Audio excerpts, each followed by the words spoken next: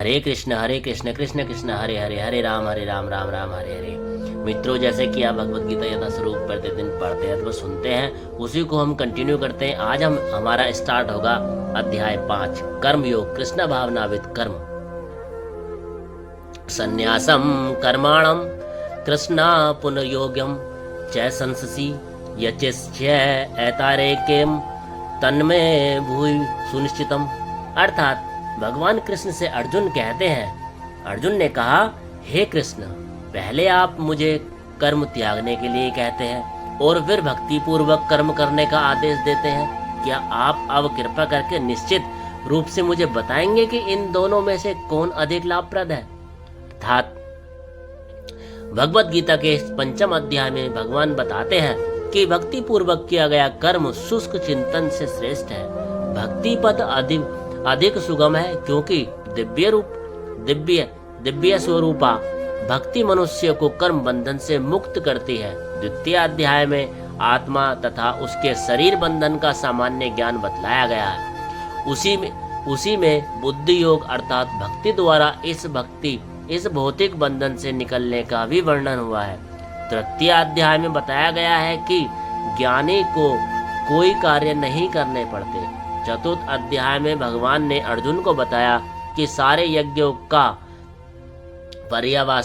पर्यवसान ज्ञान में होता है, किंतु चतुर्थ अध्याय में अंत में भगवान ने अर्जुन को सलाह दी कि वह पूर्ण ज्ञान से युक्त होकर उठ करके युद्ध करे। अतः इस प्रकार एक ही साथ भक्ति में कर्म तथा ज्ञान युक्त अकर्म की महत्ता पर बदल देते हुए कृष्ण ने अर्जुन के संकल्प को विरमित कर दिया है। अर्जुन यह समझता है कि ज्ञान में संन्यास का अर्थ है इंद्रिय कार्यों के रूप में समस्त प्रकार के कार्यकलापों का परित्याग। किंतु यदि भक्ति योग में कोई कर्म करता है तो फिर कर्म का किस तरह त्याग हुआ?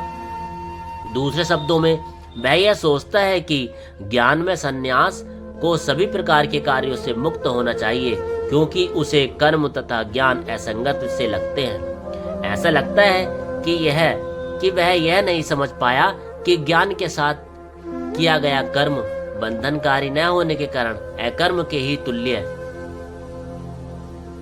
अतः वह पूछता है कि वह सब प्रकार से कर्म त्याग दे या पूर्ण ज्ञान से युक्त होकर कर्म करे। संन्यास कर्म योगश्च निश्चय स करावुभवो तयोस्तु कर्म संन्यास तत् कर्म योग विष्यते।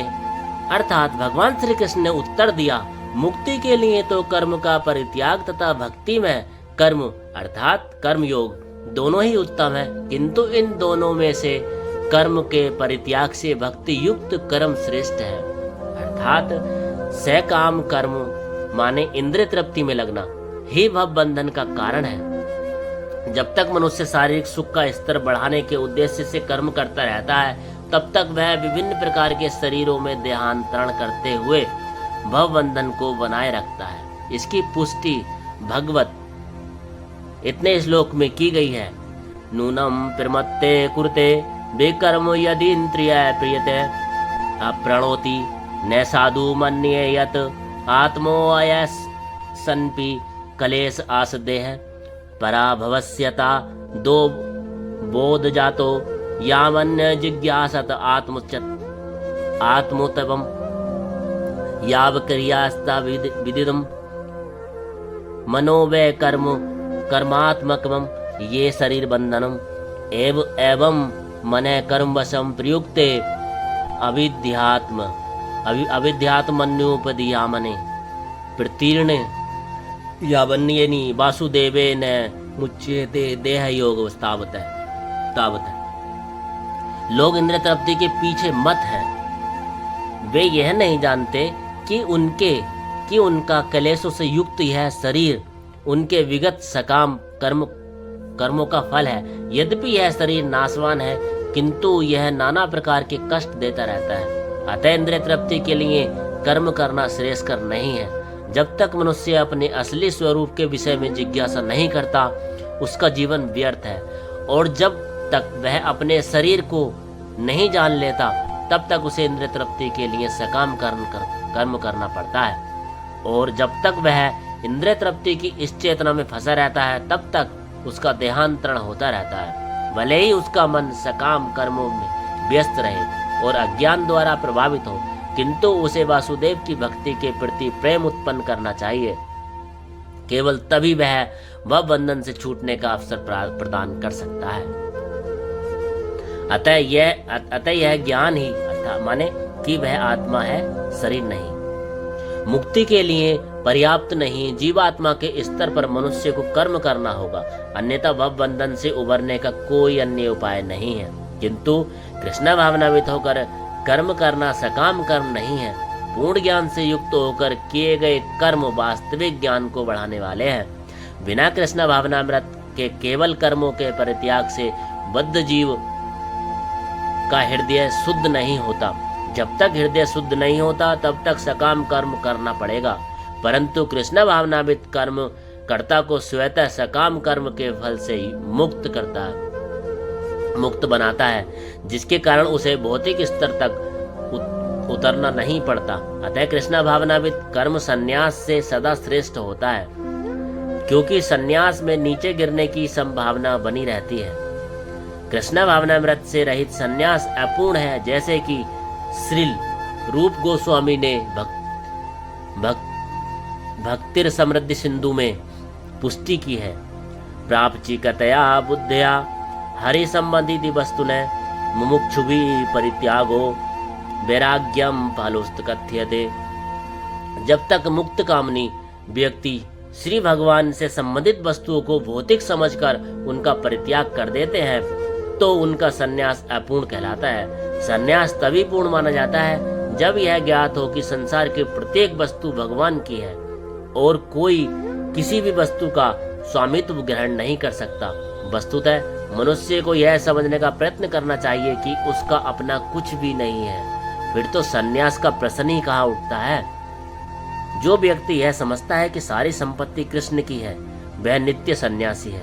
प्रत्येक वस्तु कृष्ण की है, अतः उसका उपयोग कृष्ण के लिए किया जाना चाहिए। कृष्ण भावनावित होकर इस प्रकार का पूर्ण कार्य करना मायावादी सन्यासी के कृत्रिम वैराग्य से ही उत्तम है, कृत्रिम वैराग्य से कहीं उत्तम है। ज्ञेये स नित्य सन्यासी यो न द्वेष्टि न कंडच्छति निर्द्वंदो ही महाबाहो सुखम बंध्यात्म प्रच्युते। अर्थात जो पुरुष न तो कर्म फलों से घृणा करता है और न कर्म फल की इच्छा करता है, वह नित्य सन्यासी जाना जाता है। हे महाबाहु अर्जुन, ऐसा मनुष्य समस्त द्वंद्वों से रहित होकर वह बंधन को पार कर पूर्णतः मुक्त हो जाता है। ऐसा भगवान श्री कृष्ण अर्जुन से कहते हैं। अर्थात पूर्णतः कृष्ण भावनावृत पुरुष नित्य सन्यासी है, क्योंकि वह अपने कर्म फल से न तो घृणा करता है और न ही उसकी आकांक्षा करता है। ऐसा सन्यासी भगवान के दिव्य प्रेम भक्ति के परायण होकर पूर्ण ज्ञानी होता है, क्योंकि वह कृष्ण के साथ अपनी स्वाभाविक स्थिति को जानता है। वह भली भांति जानता रहता है कि कृष्ण पूर्ण अर्थात अंशी है और वह स्वयं अंश मात्र है। ऐसा ज्ञान पूर्ण होता है क्योंकि यह गुणात्मक तथा सकारात्मक रूप से सही है। कृष्ण तदाम्य की भावना भ्रांत है, क्योंकि अंश अंशी के तुल्य नहीं हो सकता।